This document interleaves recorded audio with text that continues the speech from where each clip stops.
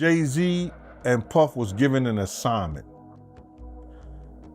and that was to destroy East Coast rap.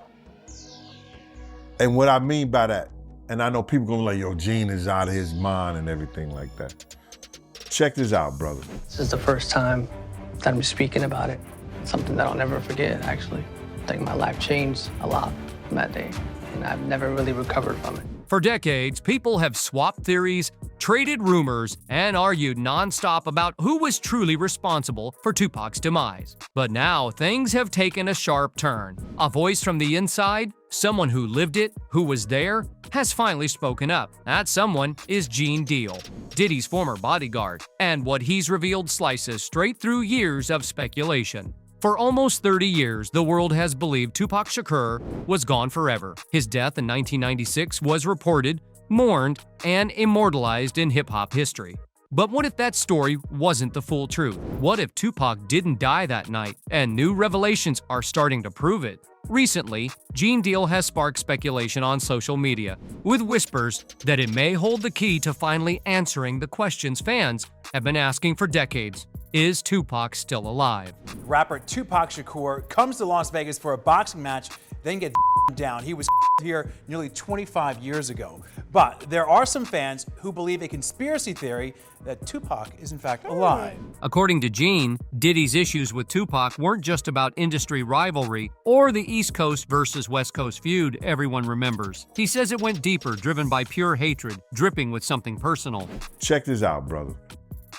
Is that New York rappers was getting 80 to 100, 800 to 1.2 million, or some larger than that, and sign with labels back then.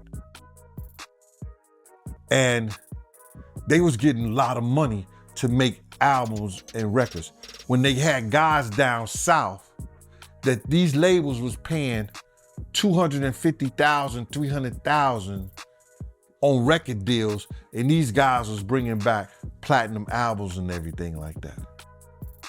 So what they had to do was, they had to keep...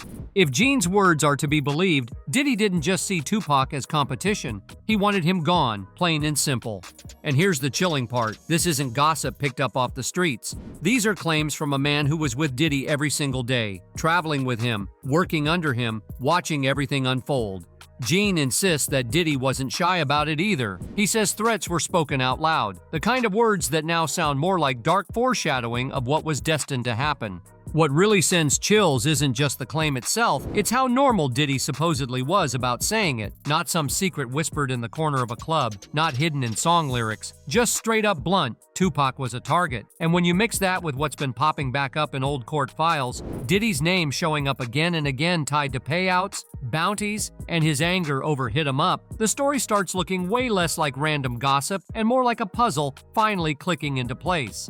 This wasn't just a rap beef. It wasn't only East Coast versus West Coast bragging rights. It was business deals, betrayal, money, and pride all colliding in a dangerous storm. Gene Deal takes it a step further. He makes it sound colder, like Diddy wasn't just mad, but operating like a boss, pulling strings, ordering something to be done. And then Gene drops another curveball. Pac himself might have known. Imagine that, being at the height of your fame, changing the culture with your music, but walking around knowing someone powerful wanted you gone. Gene suggests Pac wasn't naive about it at all. He may have even been preparing for it. And this is where the story takes a wild turn. Because the whispers don't stop at Pac was targeted, they go further into the idea that he staged his own disappearance. That after the gunshots, the hospital drama, and the headlines declaring him dead, he wasn't actually gone. Sean had to take responsibility for what he did as an individual. Sean is the one who pulled that gun out. Sean is the one who shot. So he has to take responsibility for that. This is where it gets even more creepy. Another wild story to throw into the mix. This one comes from a retired cop named David Myers, who's supposedly claiming he played a role in faking Tupac's death. According to reports, Myers is in critical condition at a hospital and is now spilling secrets. He claims he was paid a whopping $1.5 million to stage the whole thing and keep the world in the dark. The world needs to know what I did. I'm ashamed that I let a price be put on my word, and I cannot die without letting the world know. The story most people know is that Tupac was tragically shot in Las Vegas on September 13, 1996. But Myers is painting a very different picture. He claims around 30 people were paid off to pull off the plan, everyone from cops to paramedics to supposed eyewitnesses. And it doesn't stop there. According to him, even Suge Knight, who's currently serving time on M charges, was in on it. Myers also says a body double was used to seal the deal, with $50,000 allegedly handed over to make sure that the stand-in was taken to the morgue. Tupac actually escaping from the University Medical Center here in Vegas and relocating to New Mexico, getting protection from the Navajo tribe. But this theory has been floating for decades, and when you look at some of the details, it starts to feel less far-fetched. For example, why wasn't he wearing his bulletproof vest that night? This was a guy who'd put it on just to hit a club, and yet at a Tyson fight where tensions were off the charts, he left it behind. Was that overconfidence? Or was it part of something bigger? Then you've got the autopsy report that doesn't quite add up. His listed height and weight didn't match his real stats. The coroner who worked on him suddenly left the job after handling his case. Hospital records that don't fully align with the official timeline. And Tupac's own mother once said her son chose to leave quietly. Some fans swear that sounded less like mourning and more like she was hinting at a secret. He put that back in his waist and got coming out the with it. Puff had enough security there that they were supposed to handle that. That wasn't Sean's problem. Add to that the endless sightings of people in Havana swearing they saw him walking through markets, blurry photos of a man in his 40s with Tupac's same sharp stare. There was even Michael Nice, a supposed operative, who claimed he helped fake the whole thing with a body double and flew Tupac to Cuba, with Castro himself allegedly signing off. But right before Michael promised to release proof, he turned up dead. Convenient or suspicious? And then there's Tupac's art. The whole Machiavelli persona wasn't random. Machiavelli literally wrote about faking your own death to fool enemies. Tupac leaned into that so much so that in his album booklet, he printed the haunting line, "Exit Tupac, enter Machiavelli." Fans later rearranged the letters to read, "Am alive, K." Creepy, right? Rapper Tupac Shakur comes to Las Vegas for a boxing match, then gets down. He was here nearly 25 years ago. But there are some fans who believe a conspiracy theory that Tupac is in fact alive. 7 albums dropped after his death, not just throwaway tracks, but music that felt raw, urgent, almost too alive for someone who was supposed to be gone. Were those just leftovers from his crazy work ethic, or planned messages from someone watching everything play out from the shadows? When you tie all of this back to what Gene Deal is saying, the whole picture takes on a darker edge. If Diddy really did put a squad on Tupac's head, then Pac's paranoia wasn't paranoia at all. It was survival mode. Think about the weight of that. For one of the most magnetic rappers of his time to willingly give up fame, money, and the spotlight, that's not about pride anymore. That's about breathing another day. I don't think they are at him. I think they more so, they don't want him to embarrass their reputation and things that they've been known for. You understand? Which leads to the big question. What was the final push? Was it the bounty people say Diddy bragged about in a crowded room? Millions to see Tupac and Suge Knight gone? Was it the nonstop shadow of the gangs, the record label wars, the blood that was already being spilled around him? Or was it something deeper, something still sealed away in police files and court transcripts where Diddy's name reportedly came up nearly 50 times? If Gene's telling the truth, then this wasn't just a rap feud gone too far. This was a calculated hit, a betrayal that forced Tupac into making the most extreme decision of his life. And if that decision really was to walk away, then everything we thought we knew about September 1996 might just be the beginning of a stranger story nobody saw coming. And Gene's revelations? They might only be the first crack in the dam. Since he spoke out, more pieces have surfaced. Old police interviews, court records, and claims that Diddy wasn't just casually mentioned, but named again and again, nearly 50 times. Allegedly caught saying he'd put up millions to wipe out both Tupac and Suge. He got a lot of bad press behind that big stuff. He got a lot of bad press behind that Tupac, stuff. And any place he go, you're gonna find somebody who loved Tupac or loved Big. You understand? And the fact that he's been known to put his hands on women It's just another problem for him. And here's where the story takes an even darker turn. People close to the scene whisper that Diddy wasn't moving alone. Behind the image, they claim, was a tight inner circle, almost like a hidden squad whose job was simple: silence the problems that money couldn't. Enemies, critics, inconvenient voices. They say this crew handled them all. Normally, talk like this would sound too wild to take seriously. But when you step back and notice how many witnesses tied to both Tupac's case and Diddy's more recent scandals have either vanished, backed out, or suddenly stopped talking, it stops feeling like a coincidence. Even now, in Diddy's current trial, there's a chilling echo. One of the women in the case, known only as Victim 3, suddenly couldn't be reached. Her own lawyer dropped out of contact. Prosecutors admitted in court they weren't sure she'd ever take the stand. Was that just bad luck, or the same quiet machinery Gene Deal described decades ago still in play? Prosecutors in New York have already hinted that Diddy's empire looked less like a music label and more like an organized crime ring, complete with coded messages, payoffs, and intimidation tactics. Prosecutors have, over time, figured out how to apply it to a variety of just networks that are organized in some fashion. And in this case, that organization starts with Sean Diddy Combs, and it encompasses the people surrounding him, from his employees to people who are just supporters in his network. The comparison to Suge Knight is impossible to ignore. Suge made no secret of his reputation. His threats were loud, public, and violent. But Diddy? His alleged moves were buried under designer suits, red carpets, and platinum records. And if that hidden squad really existed, if there truly was a team operating in the shadows, cleaning up threats one by one, then the silence we see today makes perfect sense. It explains why witnesses suddenly go quiet, why stories fall apart, and why people close to the truth disappear before they can ever speak. The fear didn't die down with time. It's still here, lingering, heavy, and unshakable.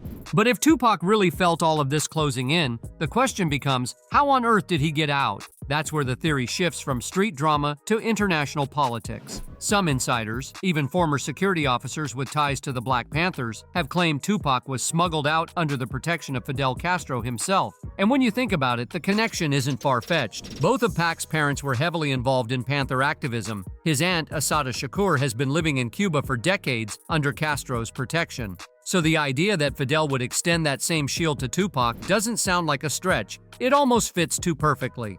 Michael Nice even swore he was part of the operation. According to him, Castro agreed to give Pac refuge, but under strict conditions. No public appearances, no dropping new music, and absolutely no admitting he was alive. Imagine that trade. A global superstar, someone who could move a stadium with just his voice, reduced to living in silence on a Caribbean island. No stage, no studio, just survival. If true, it means Pac lived with that bargain every single day. Safe from Diddy's alleged hunters, yes, but locked away from the world he once set on fire. And yet the cracks kept showing. Locals in Havana swore they saw him roaming the streets. Videos surfaced of men who looked eerily like him. A private investigator even posted photos claiming to show Pac in his 40s, smiling casually with fans. Each sighting reignites the fire, and every official denial, it does nothing to kill the belief. It's almost too neat to ignore the way proof always seems just out of reach. Michael Nice once swore he had audio and video showing Castro's hand in Tupac's escape, but in 2018, right as he promised to go public, he was suddenly reported dead. Investigators who dug too deeply into the Vegas shooting ran into the same fate: blocked, reassigned, or quietly discredited. Even Greg Kading, the LAPD detective who dared to connect Diddy to the in his book and documentary, nearly saw his entire project buried under backlash. This doesn't feel like the usual haze of conspiracy. It feels like something else, an invisible wall protecting certain names, while anyone who speaks too loudly gets shoved off stage. And then there's the symbolism Tupac left behind. His posthumous album, The Dawn Illuminati, The 7-Day Theory, released under the alias Machiavelli, wasn't just music, it read like a blueprint. The title itself drawn from Machiavelli's teachings about faking one's death to outsmart enemies. The strange anagrams fans uncovered, the cryptic "Exit Tupac, Enter Machiavelli" message, it all looks less like branding and more like a coded confession. For years, fans have argued it wasn't just art, it was an instruction, a farewell letter for those sharp enough to read between the lines. Now, decades later, Diddy's own empire is cracking wide open. He isn't facing whispers anymore, he's facing federal charges. Trafficking, coercion, Prosecutors have compared his operation to Jeffrey Epstein's. Remember the Epstein thing, had everybody going crazy, so I'm pretty sure they don't want a repeat of that. Especially at the same place. Raids on his homes turned up not just the usual excess of a mogul's luxury cars, cash, and champagne, but disturbing stockpiles. Thousands of bottles of oils and supplies allegedly linked to his infamous freak-offs. If these charges stick, Diddy won't just fall from grace. He could spend the rest of his life behind bars. And right in the middle of this downfall, Tupac's ghost resurfaces. Investigators confirm they've cross-referenced old files, connecting dots between the violence of the mid-90s and the legal scandals unfolding today. Investigators are starting to see the pattern. Back then, insiders tied Diddy to the plot against Tupac. Today, prosecutors describe him as the architect of a machine built on intimidation, loyalty, and silence. It's the same blueprint, the same shadow structure. A man who built power not just through music or influence, but through fear. And when you lay the two timelines side by side, the East Coast-West Coast war and the present-day indictments, the similarities are chilling. What if the empire was never about music at all? What if it was always about control? Whispers are growing louder, and some former investigators swear the timing of these new revelations isn't random at all. Witnesses connected to Diddy's trafficking case are either vanishing or flat out refusing to testify, and many suspect the same intimidation tactics that once buried Shakur's story could still be in play today. But this time, the courtroom may finally be where the dots connect, where decades of rumors and suspicions get tied together, exposing a much bigger pattern of power and control than anyone dared admit. For years, Bad Boy Records was painted as a success story. But if prosecutors manage to prove their case, the rise of that empire might start to look less like ambition and more like a carefully maintained system of fear, intimidation, and shadow deals. The whispers about $1 million bounty on Shakur suddenly don't feel like a wild conspiracy.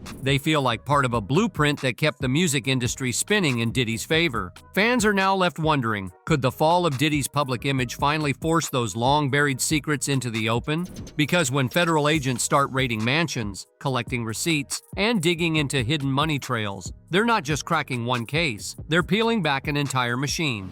And once the machine unravels, old threads, including the mystery of Shakur's fate, might come spilling out, whether anyone's ready or not. What's chilling is how much this feels like the fall of a dynasty. Once Diddy stood as the face of glitz, power, and unstoppable success. But now those same stories paint him as a man who built an empire on darkness while hiding behind the flash. Whether the courts ever prove his direct connection to Shakur or not, the overlap between today's accusations and yesterday's mysteries leaves a haunting possibility. The same hunger for control that drives these modern scandals could be the very force that made one of hip-hop's brightest stars disappear.